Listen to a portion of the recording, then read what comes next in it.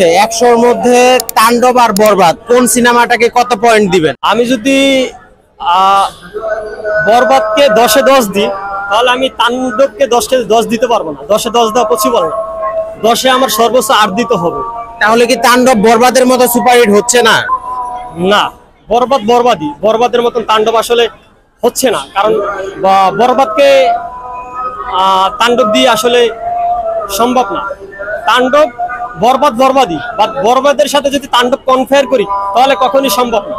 তাণ্ডব আসলে এভাবে না, কারণ তাণ্ডব ঠিক আছে, কিন্তু সাকিব খানের অভিনয় ভালো ছিল, ঠিক আছে, তার যেটা ক্যারেক্টার দেওয়া হয়েছে, সবাইকে ক্যারেক্টার দেওয়া হয়েছে, ক্যারেক্টার অনুযায়ী সবার দুর্দান্ত পারফরমেন্স ছিল, দুর্দান্ত ভালো অভিনয় ছিল, কিন্তু আসলে অনেকগুলো টুইস্ট রাখছে, মানে গল্পের ভিতরে অনেক টুইস্ট, যে টুইস্টের কারণে আমাদের তাণ্ডব 2 এর জন্য অপেক্ষা করতে হবে।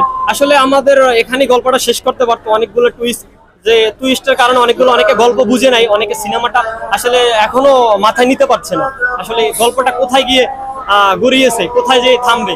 হয়তো 2 দেখার পরে হয়তো আসলে গল্পটা ওখানে শেষ হতে পারে।